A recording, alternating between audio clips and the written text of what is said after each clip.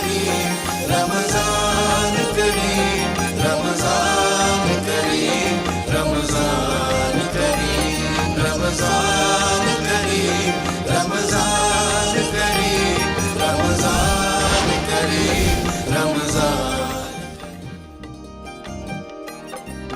बिस्मिल्लाहिर्रहमानिर्रहीम, अस्सलामुअलैकुम। आप तमाम लोगों को खुशामदीद। मैं हूँ अंजला इरफान। नाज़रीन, रमज़ान करीम के खुसूसी इफ्तार ट्रांसमिशन का सिलसिला जारी है। आज हमें ज्वाइन करें प्रोफेसर डॉक्टर खालिद रहमान, ये ऑर्थोपेडिक सर्जन हैं।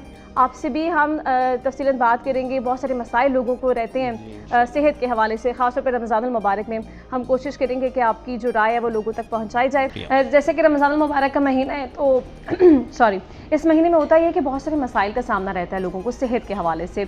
आप क्या समझते हैं कि हम कौन सी चीज़ों में लैक कर रहे होते हैं, क्या कोताहियाँ कर रहे होते हैं, कि मसाइल होते हैं? और फिर स्पेशली बुज़ुर्ग हजरात को, क्योंकि आपकी स्पेशलिटी ऑर्थोपेडिक्स की है, तो उनके जोड़ों में दर्द में इजाफा हो जाता है, फिर पैरों का सूज जाना, ये बड़ा मसला होता है। क्या सिम्टम्स और कॉजेज़ हैं इसके?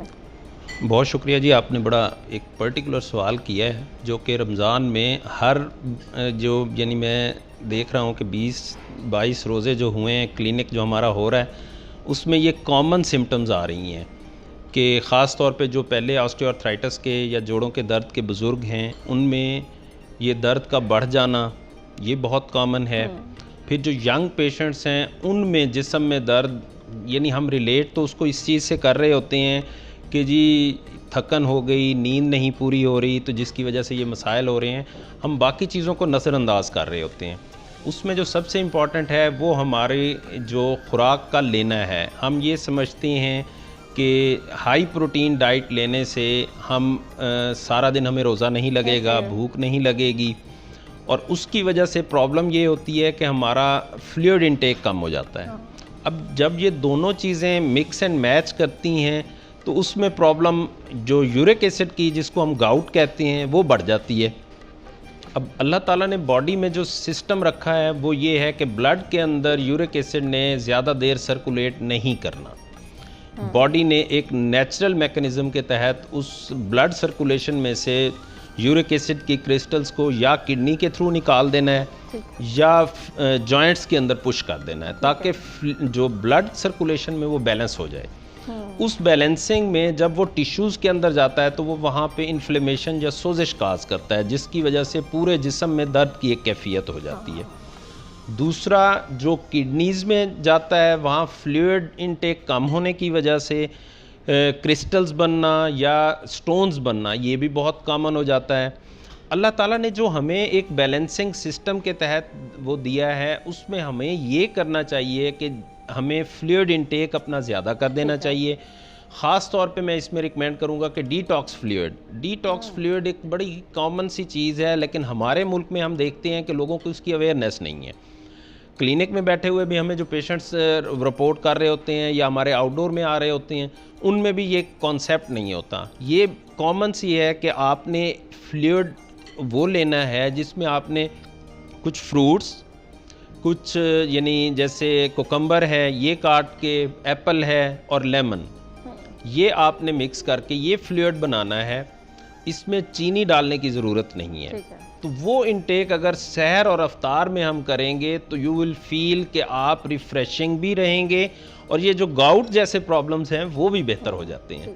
तो ये सारी को हमें देखने की ज़रूरत होती है कि फ्लूइड इनटेक और हमारी जो हाई प्रोटीन डाइट्स हैं इनमें बैलेंस करना ज़रूरी है। अच्छा डॉक्टर साहब, मुख्तसर सिम्टम्स ही बता दें, आपने कॉजेज़ की तरफ इशारा कर दिया, फिर हमें ब्रेक पे भी जाना है। कुछ लोग इस पर एहतियात नहीं करते हैं, उनको सिम्टम्स का भी पता नहीं चलता। वो कैसे पता चलेगा कि इनका यूरिक एसिड जो है वो एक्सीड हो रहा है, और फिर अगर इसको नहीं डायग्नोस करते तो फिर नुकसानात किस हद तक हो सकते हैं? अब जो मैंने पहले आपको बात बताई कि जो कॉमन जब यूरिक एसिड बढ़ता है तो दो तरह से उसने नॉर्मलाइज होने की कोशिश करनी है, बॉडी ने उसको मैनेज करना है।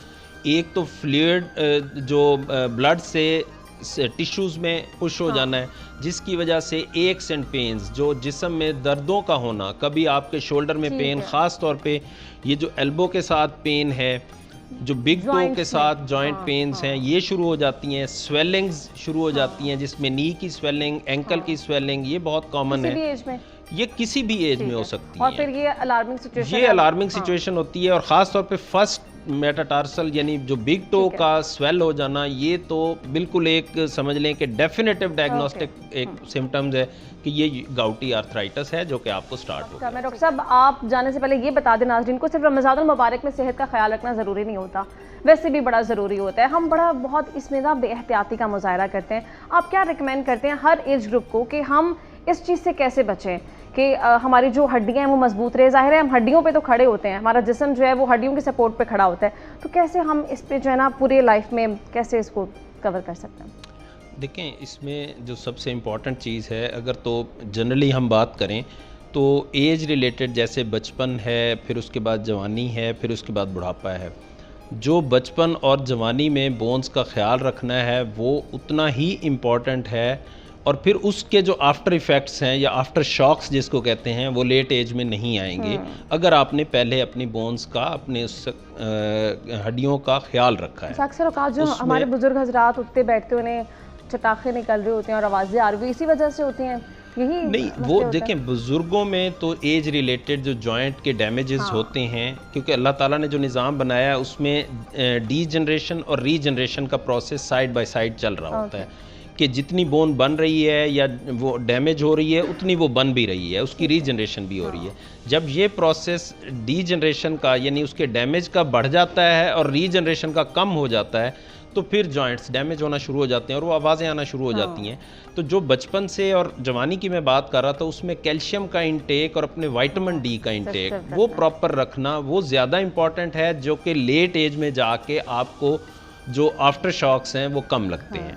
तो इसलिए कैल्शियम विटामिन डी का बैलेंस लेना, क्योंकि हमने एक स्टडी की है जिसमें जब हमने एनालिसिस किया है तो हमारे पास विटामिन डी के जो लेवल्स हैं वो इतने लो आए हैं कि हम खुद हैरान हो गए हैं कि भाई हमारी जनरेशन या पॉपुलेशन का कॉन्सेप्ट ये था कि हम चूँकि सनी एरिया में रहते हैं या हमारा मुल्क बहुत सनी है तो यहाँ पे विटामिन डी की कमी होने का चांस ही नहीं है। अच्छा। लेकिन जब एनालिसिस किया गया तो हमारे बिलो लेवल वो आते हैं, तो इसलिए विटामिन डी का इंटेक और कैल्शियम का इंटेक लेना वो करना ज़रूरी है। फिर फ्लूइड इंटेक वो बहुत ज़रूरी है, और स्पोर्ट्स की एक्टिविटी यंग एज में वो बहुत ज़रूरी है। बोन के ऊपर जितना स्ट्रेस डालेंगे उसकी एक्टिविटी और उसकी जो स्ट्रेंथ है उतनी बेहतर रहेगी, और मसल्स की स्ट्रेंथ भी उसके साथ बेहतर रहेगी।